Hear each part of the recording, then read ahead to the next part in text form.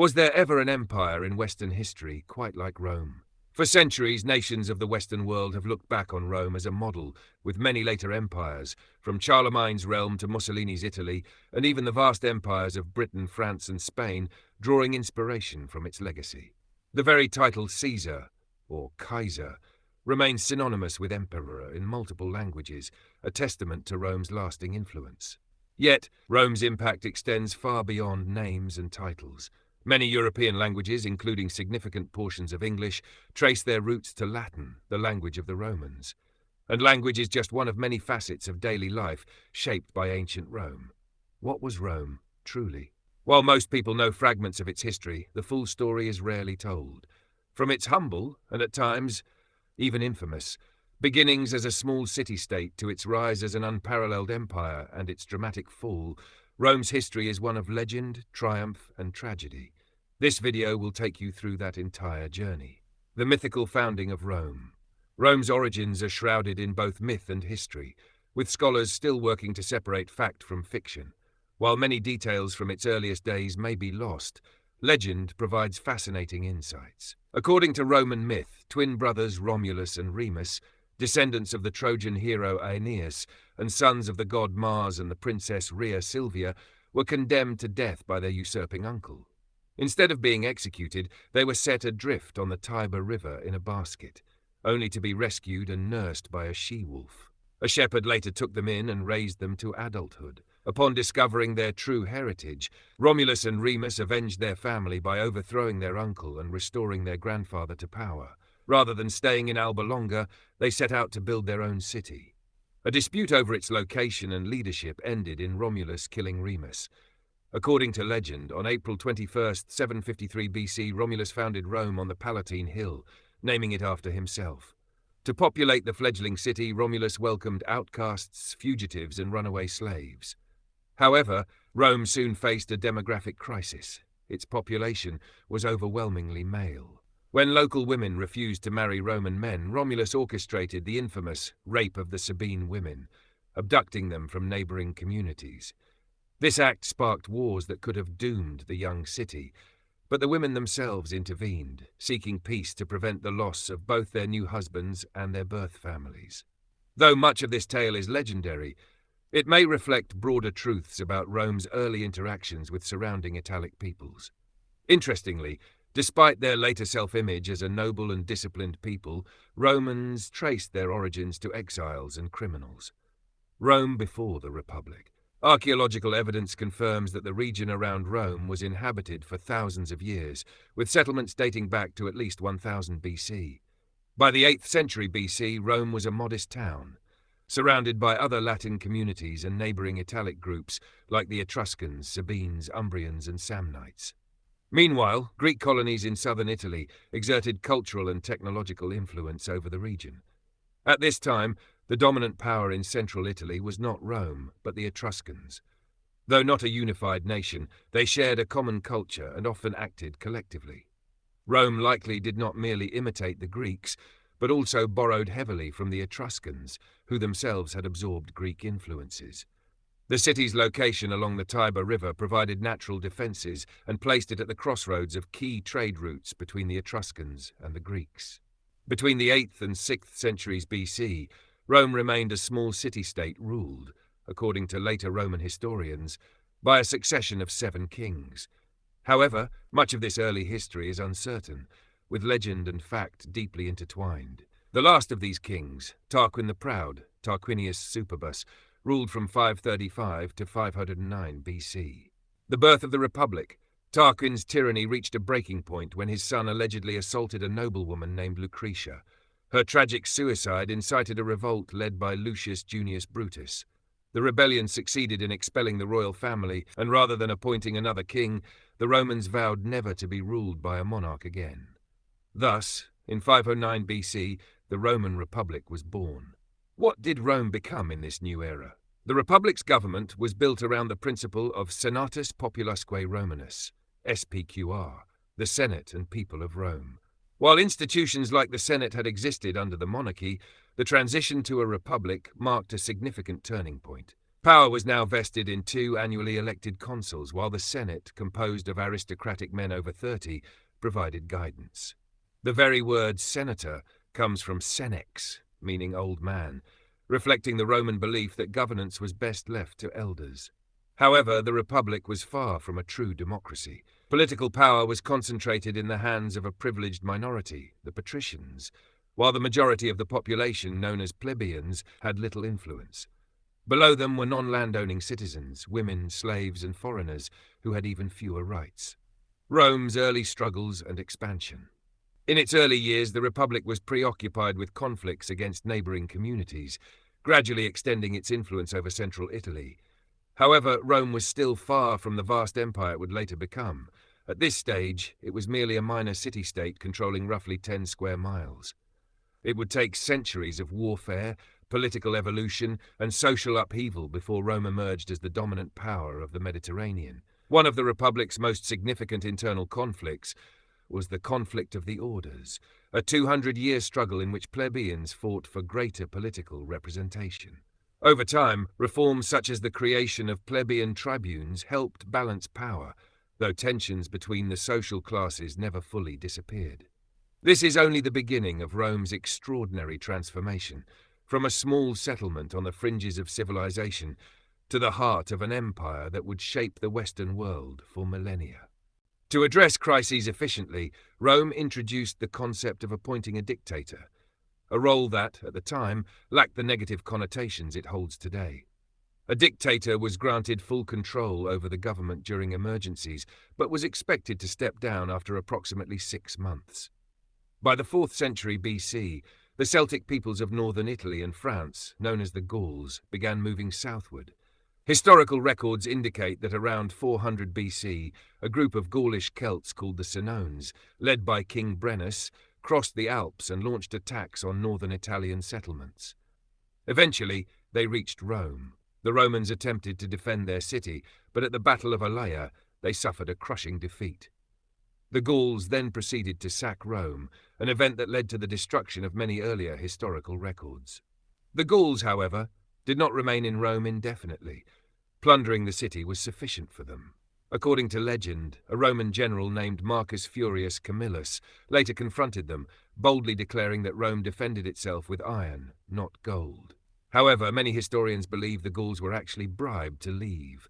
Regardless of the exact circumstances, this invasion left a profound mark on Rome's psyche. The event, sometimes referred to as the Second Founding of Rome, reinforced the Romans' deep fear of foreign invaders and strengthened their commitment to defending their homeland. In the aftermath, Rome swiftly regained its prominence in Italy, drawing the attention of its neighboring states. Between 348 BC and 290 BC, a series of wars erupted, most notably the Three Samnite Wars.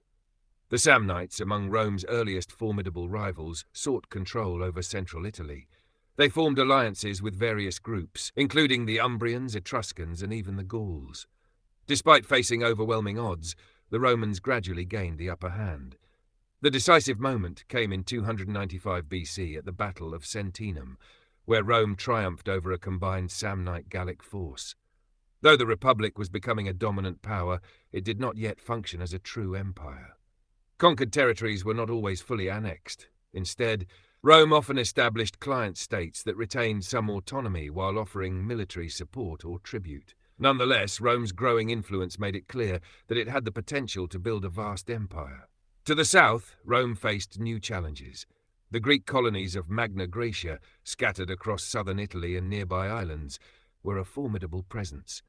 Meanwhile, the Carthaginians, a Phoenician civilization based in modern-day Tunisia, controlled a wealthy and powerful Mediterranean empire. Rome's first direct clash with the Greeks arose from conflicts with the disunited Greek city-states in Italy. Recognizing their vulnerability, these cities sought aid from Pyrrhus of Epirus, a renowned general and distant cousin of Alexander the Great. Arriving in 282 BC, Pyrrhus engaged Rome in what became known as the Pyrrhic Wars.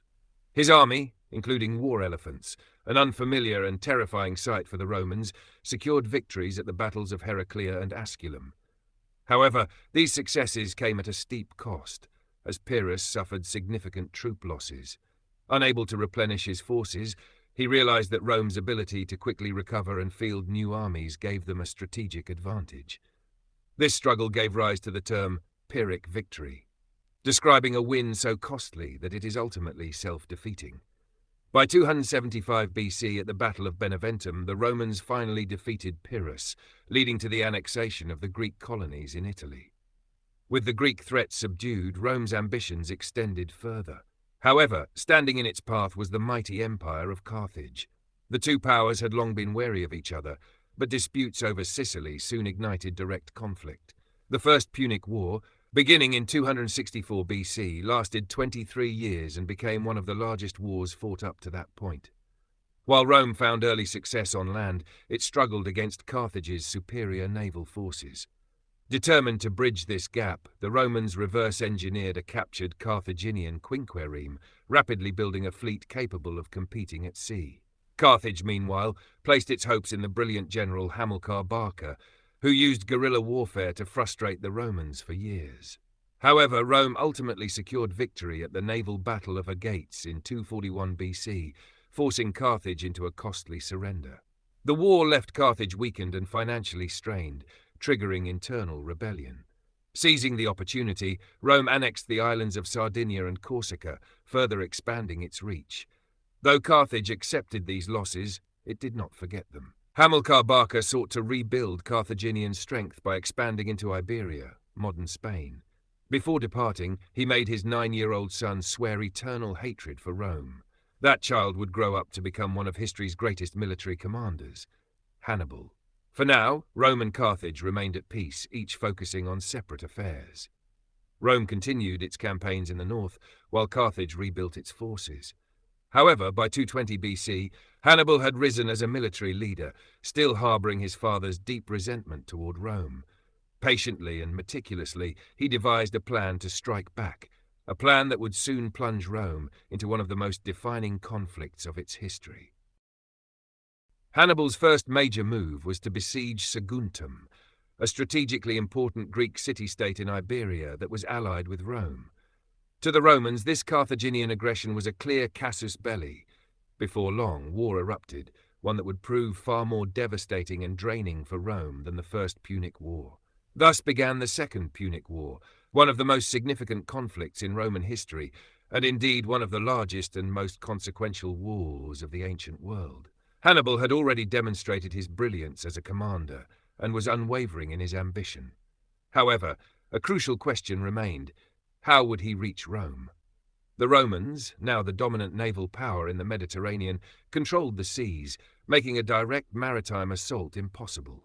Confident in their expectations of Hannibal's movements, Rome dispatched forces to Sicily and sent an army under Publius Cornelius Scipio the Elder to Iberia.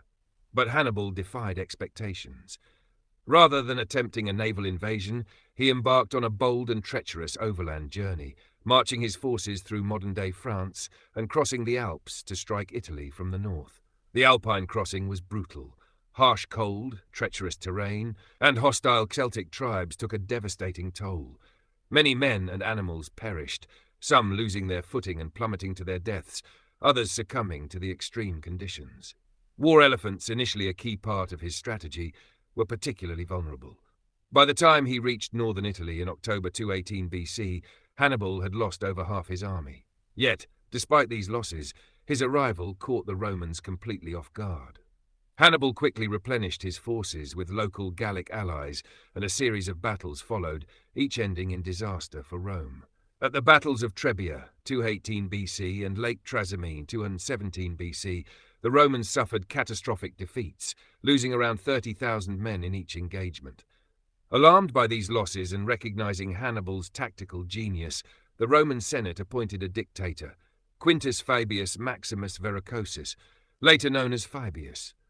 Fabius adopted a cautious, unconventional strategy against Hannibal, later known as the Fabian strategy. Instead of seeking direct confrontation, he engaged in a war of attrition, harassing Hannibal's forces, cutting off supply lines, and scorched his own lands to deny the Carthaginians resources. He recognized that Hannibal's Gallic allies were unwilling to commit to a prolonged war, and that starvation and exhaustion could do what Roman legions had failed to accomplish. However, many Romans viewed this strategy as cowardly and dishonorable. When Fabius stepped down, new, more aggressive consuls took command and prepared for a decisive showdown. In 216 BC, Rome assembled its largest army to date, over 85,000 soldiers, and engaged Hannibal near the city of Cannae on August 2nd. The Romans expected a decisive victory. Instead, Hannibal executed one of the most brilliant tactical maneuvers in military history, enveloping the Roman army in a double envelopment and annihilating them. At least 50,000 Roman soldiers perished, possibly even more, while Hannibal lost only around 6,000 men. Panic gripped Rome. If even their largest army could not defeat Hannibal, who could? To make matters worse, King Philip V of Macedon declared his support for Carthage, opening a new front in the conflict. Despite the disaster at Cannae, the Romans refused to surrender. They rebuilt their army and, having learned from past mistakes, re-employed Fabian tactics. Meanwhile, the war's momentum shifted in Rome's favor on other fronts. In Iberia, command fell to Publius Cornelius Scipio the Younger, later known as Scipio Africanus, who took over after the deaths of his father and uncle. Scipio proved to be a brilliant commander in his own right. He captured the Carthaginian stronghold of New Carthage and drove the Carthaginian forces south, eventually forcing them back to North Africa. While Hannibal remained an extraordinary general, his government in Carthage failed him. They did not reinforce his army after Cannae, nor did they properly respond to Rome's resurgence. By 207 BC, Rome had reclaimed lost territory and invaded Carthaginian lands. At the Battle of Ilipa, 206 BC, Scipio Africanus delivered a crushing blow to Carthage, effectively mirroring Hannibal's earlier victories. Finally, in 22 BC, at the Battle of Zama, Scipio Africanus decisively defeated Hannibal near Carthage itself. With Hannibal's defeat, Carthage surrendered in 21 BC, marking the end of the Second Punic War. The once mighty Carthaginian Empire was shattered, losing most of its territories and becoming a client state of Rome. Despite the immense losses Rome had suffered, it emerged from the war stronger than ever, now controlling vast territories, including much of Iberia. With its greatest rival neutralized, Rome was poised to dominate the Mediterranean. Hannibal, now a fugitive, was forced into exile. He continued to resist Rome by aiding various foreign powers, but in 883 or 181 BC, to avoid capture, he took his own life. One might have expected Rome to rest after such a grueling war, but new threats soon emerged. In the east, Macedonia under Philip V remained a concern. Philip had supported Hannibal during the war, and Rome saw his ambitions as a direct challenge to their growing dominance. To curb Macedonian power, Rome allied with Pergamon and Rhodes, two Greek city-states threatened by Philip, and in 200 BC, just a year after the Second Punic War, Rome declared war on Macedonia. Rome justified its intervention as a campaign to liberate the Greeks, but its true motives were to ensure that no rival power could challenge its supremacy. The conflict lasted 3 years, culminating in a decisive Roman victory at the Battle of Cynocephalae in 197 BC. With Philip V defeated, Rome proclaimed that Greece was free, though in practice it maintained a significant presence in the region. However, Greek resistance to Roman influence persisted. Some Greeks, disillusioned with Roman rule, sought support from another power, the Seleucid Empire of Anatolia, a successor state to Alexander the Great's empire. This division set the stage for another war. Sparta remained particularly defiant, leading to a decisive Roman victory at the Battle of Gythium in 195 BC. By 192 BC, tensions escalated further as the Aetolian League invited the Seleucid king Antiochus III to intervene in Greece. Rome, backed by its allies, responded with force, launching the Roman-Seleucid War. In 191 BC, Roman forces crushed the Seleucid army at the Battle of Thermopylae, on the very battlefield where the famous 300 Spartans had fought centuries earlier. The decisive blow came at the Battle of Magnesia in 190 BC, where the Seleucids suffered a catastrophic defeat, forcing them into submission. With this victory, Rome had effectively established itself as the dominant power in the eastern Mediterranean. The once mighty kingdoms of Greece and Asia Minor were now subordinate to Roman interests. Though Macedon would attempt a brief resurgence under Philip's successor, the larger Greco-Roman struggle was now in full motion. The light of Greece was fading, while Rome's empire burned ever brighter. Perseus, the king of Macedon, played a central role in what is known as the Third Macedonian War. Many Greek cities that had previously opposed Rome allied with him, and for a time it seemed as though Macedon might achieve a decisive victory. However, at the Battle of Pydna in 168 BC, Perseus's ambitions were crushed. The rugged terrain, along with the superior flexibility of the Roman legions, led to a catastrophic defeat. Approximately 25,000 of Perseus's soldiers were killed, while the Romans lost fewer than 1,000. With the opposition crumbling, Greece fell entirely under Roman control. Though peace followed, many Romans remained wary of future threats. One such Roman was Cato the Elder, who famously ended every speech in the Senate, regardless of the topic, with the phrase Carthago delenda est. Carthage must be destroyed. By this time, Carthage was a shadow of its former self, having lost its greatest general, Hannibal. Rome seized the opportunity, launching both the Fourth Macedonian War and the Third Punic War in 150 BC and 149 BC, respectively. The Fourth Macedonian War was a short-lived Greek uprising that ended in failure by 148 BC. Meanwhile, the Third Punic War centered on a brutal three-year siege of Carthage. In 146 BC, Scipio Aemilianus, the adopted grandson of Scipio Africanus, led the final assault. The Carthaginians resisted fiercely, fighting block by block once the city walls were breached. Ultimately, Carthage's population, roughly 400,000 people, was either massacred or enslaved, and the city was completely burned to the ground. Despite the popular legend, the Romans likely did not salt the earth, as Carthage's agricultural richness had been one of the reasons for Rome's conquest. With Carthage and Macedon defeated, Rome emerged as the dominant power in the Mediterranean. However, rather than external threats, the greatest conflicts now came from within, as rival politicians vied for influence. Among the most significant figures of this period were the Gracchi brothers, Tiberius and Gaius Gracchus. Both were populists who sought to improve the lives of Rome's lower classes, particularly through land redistribution. Their efforts, however, clashed with the aristocracy, and their attempts to extend their political power led to their deaths. Despite their ultimate failure, the Gracchi brothers signaled a shift in Roman politics, one that would have lasting consequences for the Republic. Even as Rome consolidated its control over the Mediterranean, it remained alert to threats from the north. Around 113 BC, three Germanic tribes, the Cimbri, Teutones and Ambrones, who had Celtic influences, began migrating south in search of better lands. Initially, they showed a willingness to negotiate and even agreed to leave Roman territory.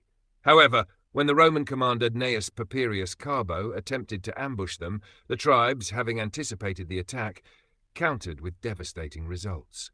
The Battle of Norea ended in disaster for Rome, with most of its forces annihilated and Carbo barely escaping. In 105 BC, the Germanic tribes returned in even greater numbers. Rome responded by sending a massive force under two generals, Scipio and Maximus. However, their personal rivalry led to a catastrophic defeat at the Battle of Arosio. Scipio, unwilling to cooperate with Maximus, launched a premature attack that allowed the Germanic tribes to crush the Roman army. Rome suffered its worst military defeat yet, losing around 120,000 men, possibly even more than at Cannae, while the Germanic tribes lost only around 15,000. Despite this devastating loss, Rome would recover under the leadership of Gaius Marius.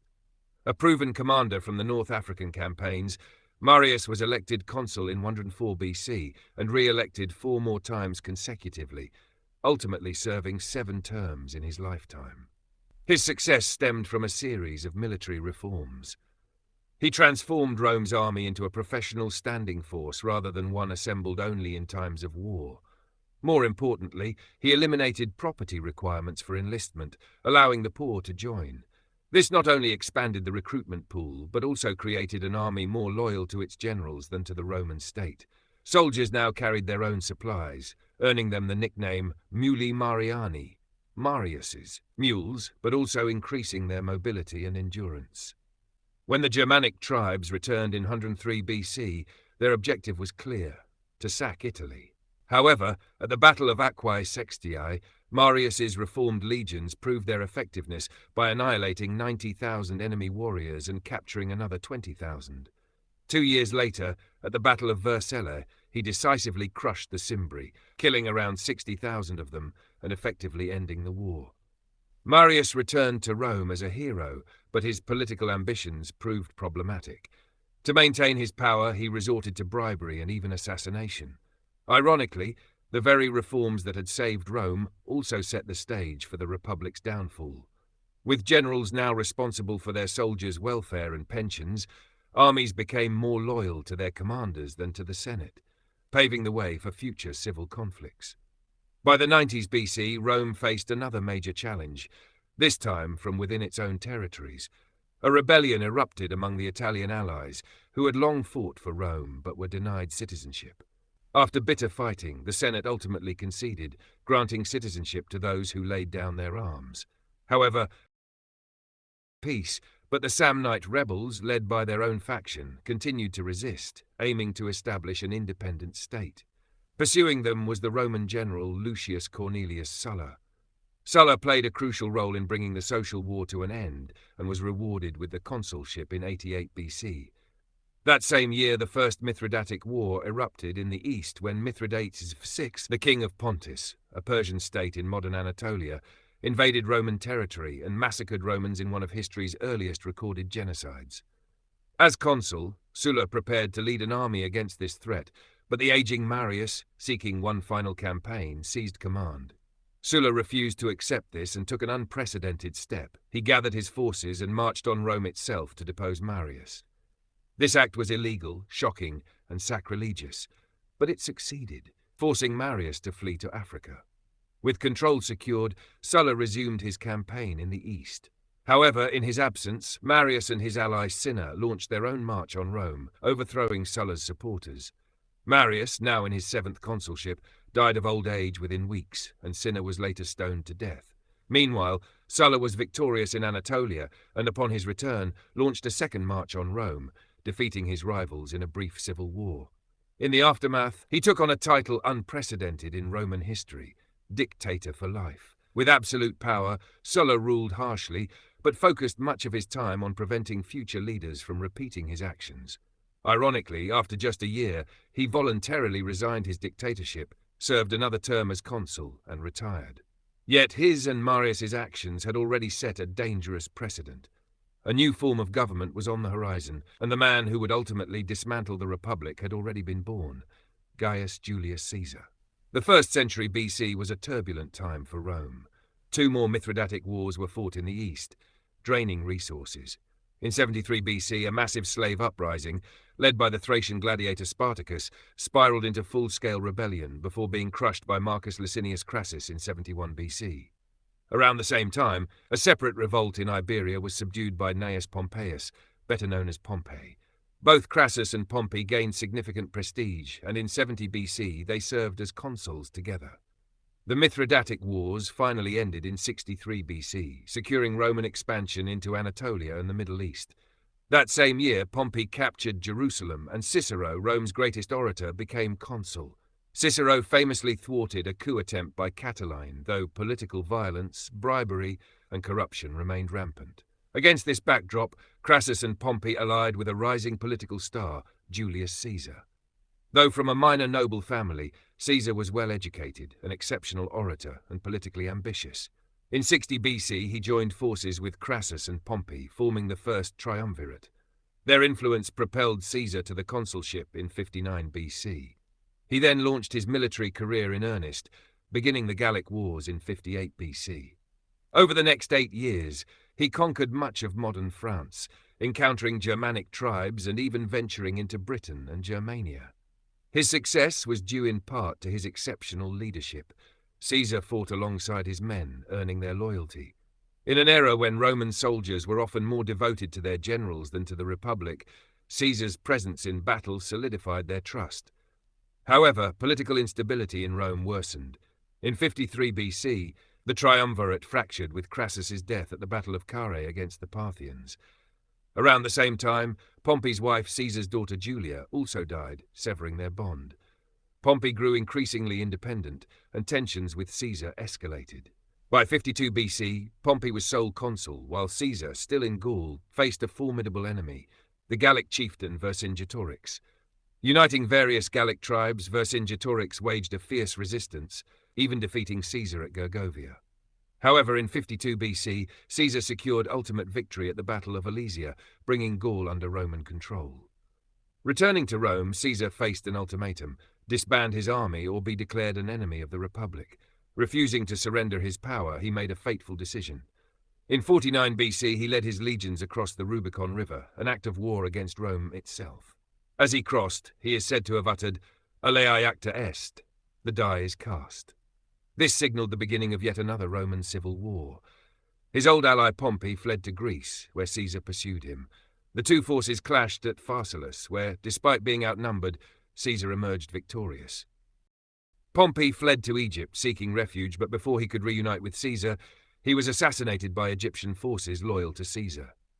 It was in Egypt that Caesar encountered Cleopatra, the last queen of the Ptolemaic dynasty, a Greek ruling family of Egypt. Their relationship quickly became both political and intimate, leading to the birth of their son, Caesarion, in 46 BC. With his greatest rival eliminated, Caesar transcended the role of a mere general who had seized Rome. He was now named dictator for life. Though he was content to rule in this capacity, many within the Roman elite, including former allies such as Marcus Junius Brutus, feared that his reign signaled the return of monarchy. On March 15, 44 BC, a date infamous as the Ides of March, Brutus and around 40 other senators, driven by their fears, conspired against Caesar. They ambushed him in the Senate and stabbed him to death. Contrary to Shakespeare's dramatic account, historical sources suggest that Caesar died in stunned silence, covering his face with his toga. His assassination plunged Rome into chaos. The Republic was beyond salvation. Instead of restoring it, Caesar's death sparked a new power struggle. In the immediate aftermath, Mark Antony, one of Caesar's closest allies, seized control of Rome. However, it was soon revealed that Caesar had named an heir in his will, his grandnephew and adopted son, Gaius Octavius Thurinus, known in English as Octavian. This unexpected succession set Octavian on a collision course with Antony. Though they briefly clashed, the Senate sought to undermine them both. In 43 BC, Octavian, Antony, and Marcus Aemilius Lepidus formed the Second Triumvirate, taking control of Rome as a ruling trio with dictatorial powers. Among them, Octavian seemed the least imposing, a frail 19-year-old overshadowed by his more experienced counterparts. Yet, he quickly proved himself far more ambitious and cunning than anyone had anticipated. In 42 BC, Octavian and Antony defeated the last Republican forces at the Battle of Philippi in Greece, where Caesar's assassins, Brutus and Cassius, perished. They also eliminated remaining Senate opponents, including the famed orator Cicero. With the Republican cause extinguished, the three rulers divided the empire. Antony took the east, Octavian the west, and Lepidus Africa. However, by 36 BC, Octavian had sidelined Lepidus, consolidating more power for himself. Meanwhile, Antony, now ruling in the east, prepared for a grand campaign against the Parthian Empire. To secure support, he allied himself with Cleopatra, mirroring Caesar's past relationship with the Egyptian queen. Their partnership became both strategic and romantic, leading to the birth of their children.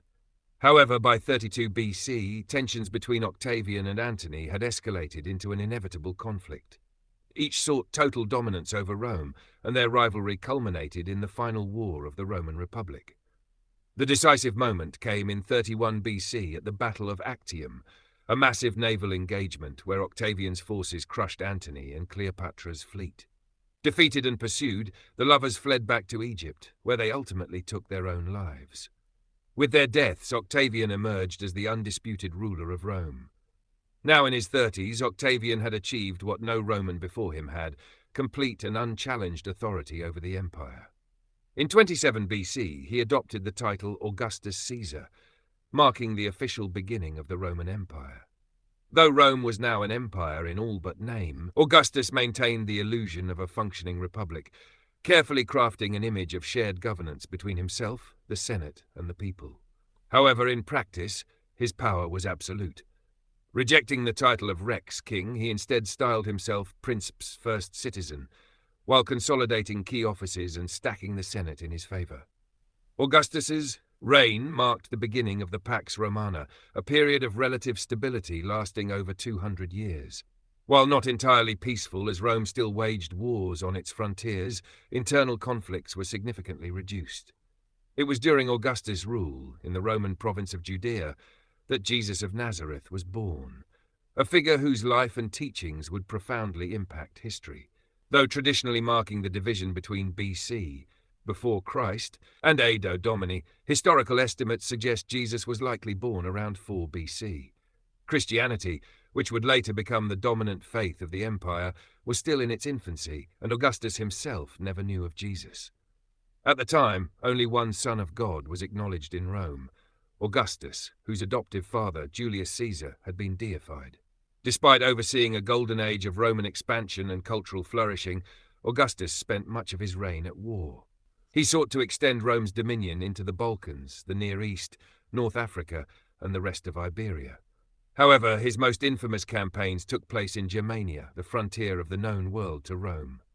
In 12 BC, Roman legions began pushing into Magna Germania, gradually bringing Germanic tribes under Roman influence. Here's a rephrased version of your passage with improved clarity. To further Roman influence in Germania, the empire took the sons of Germanic chieftains as hostages, raising them in Rome to adopt Roman customs, language, and military training. Once they came of age, these young men were sent back to Germania as leaders who would ideally be loyal to Rome. One such boy was Arminius, a Germanic prince who was raised in the Roman military. He proved himself to be an exceptional soldier, quickly rising through the ranks.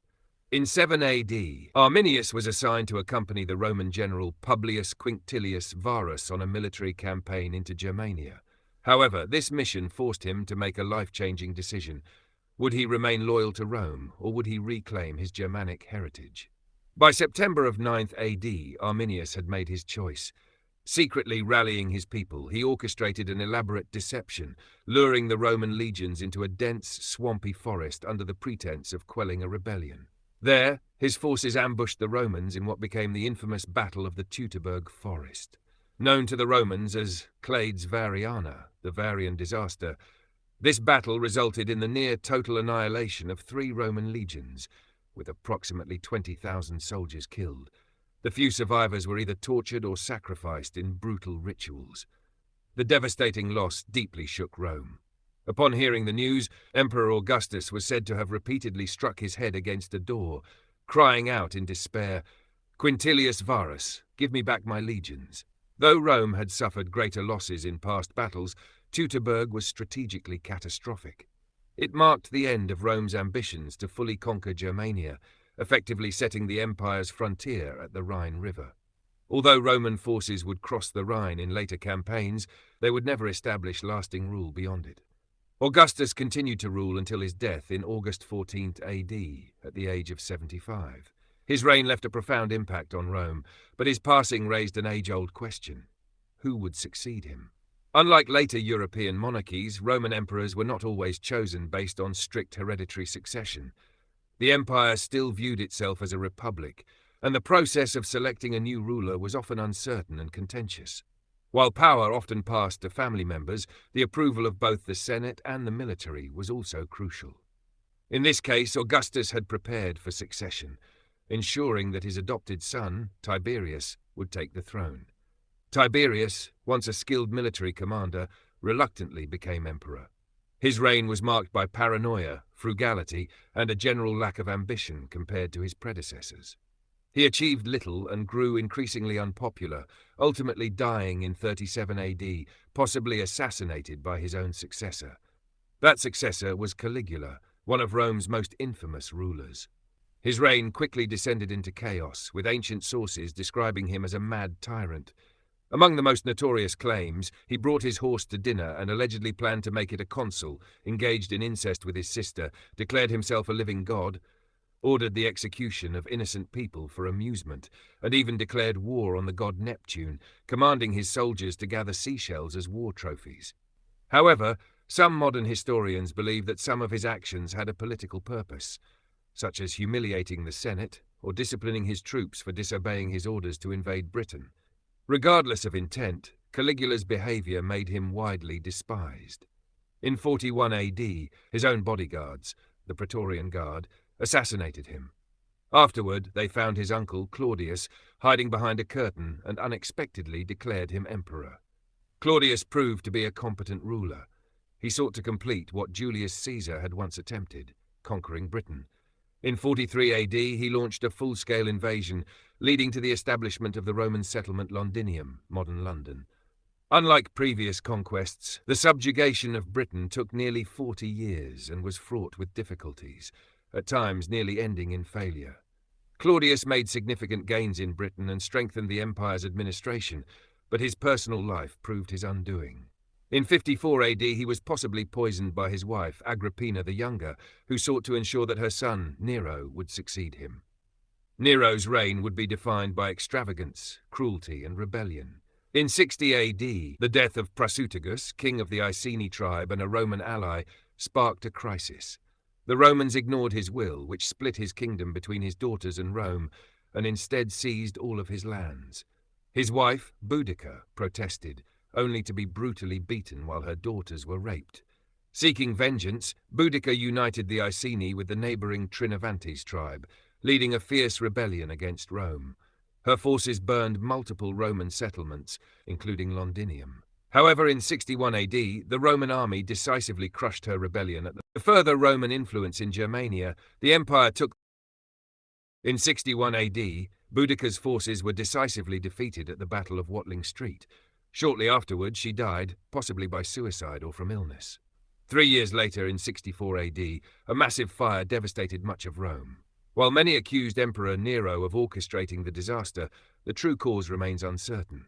In response, Nero deflected blame onto an emerging religious minority, the Christians, leading to widespread persecution, torture, and executions.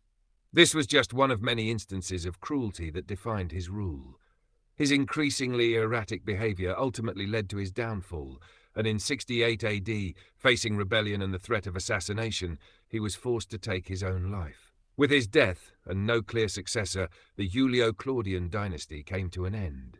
The following year, 69 AD, became known as the Year of the Four Emperors, as 4 different rulers vied for control of Rome. Stability was only restored when Titus Flavius Vespasianus, better known as Vespasian, secured the throne. Vespasian, a respected military commander, had gained prominence through his role in the invasion of Britain and his victories in the Jewish revolt in Syria. A pragmatic and frugal leader, he never aspired to become emperor, but upon taking power, he focused on restoring order to an empire shaken by years of civil war and the instability of previous rulers. He introduced new taxes, funded public projects, and commissioned the construction of the Colosseum, one of Rome's most enduring landmarks. He also reignited the war in Britain to secure Rome's hold over the island. After a decade on the throne, Vespasian died in 79 AD, passing power to his son Titus. Though Titus ruled for only 2 years, his reign was marked by significant events, most notably the eruption of Mount Vesuvius in 79 AD, which buried the cities of Pompeii and Herculaneum. Titus died of illness in 81 AD, and the throne passed to his younger brother, Domitian. Domitian ruled for 15 years, continuing the works of his father and brother. Under his leadership, the Roman general Agricola expanded Rome's influence in Britain, even briefly controlling parts of Caledonia, modern Scotland. However, his most significant military challenge came from the Dacians, a powerful kingdom in modern-day Romania. In 86 AD, the Dacians, led by their king Decebalus, launched an invasion of Roman territory. Between 86 and 88 AD, they managed to defeat Roman forces, forcing Domitian to negotiate a peace treaty. As part of the agreement, Rome recognized Dacia's independence and even provided Decebalus with financial aid to prevent further conflicts. This temporary peace allowed Dacia to grow into one of the most formidable powers on Rome's border. In 96 AD, Domitian was assassinated, and his successor, Nerva, ruled for only 2 years before his death in 98 AD. His passing led to the rise of Trajan, one of Rome's most celebrated emperors. Trajan, a highly skilled military commander, had proven his capabilities under Domitian by suppressing revolts in Germania and serving as consul. Upon taking the throne, he sought to strengthen Rome's borders and expand its influence. His first major target was Dacia. In 101 AD, Trajan launched a massive campaign, defeating the Dacians at the Second Battle of Tapae, the same site where Rome had suffered defeat a decade earlier. Decebalus was forced to submit, and Dacia became a Roman client state. However, he soon began rebuilding his forces and preparing for another war. In 105 AD, he launched a rebellion, prompting Trajan to retaliate. At the Battle of Sarmizegetusa, the Romans decisively defeated the Dacians, leading Decebalus to take his own life rather than be captured. Dacia was fully annexed into the Roman Empire, securing one of Trajan's greatest military victories. But his conquests did not end there. In 115 AD, Trajan launched a campaign against Parthia, gaining control of key territories along the Tigris and Euphrates rivers. This was a remarkable achievement, but the gains would not last. While still pushing eastward, Trajan fell ill and died in 117 AD. Despite his passing, Trajan left behind a legacy of military expansion and prosperity. The Roman people honored him with the title Optimus Princeps, the greatest ruler. His reign marked the peak of the Pax Romana, a golden age of peace, wealth, and stability. At its height, the Roman Empire stretched from Scotland to Egypt, from Crimea to Morocco, the largest it would ever be. Following Trajan's death, Rome remained strong under emperors like Hadrian, who focused on consolidating and defending the empire rather than expanding it. Hadrian is best known for fortifications like Hadrian's Wall in Britain and his efforts to maintain stability within Rome's borders. Later, Marcus Aurelius, the philosopher-emperor, continued Rome's legacy of strength and wisdom. However, Rome's golden age would not last forever. By the late 2nd century AD, corrupt leadership and internal struggles began to weaken the empire, leading to a slow decline. This downward spiral would ultimately culminate in the fall of Rome centuries later.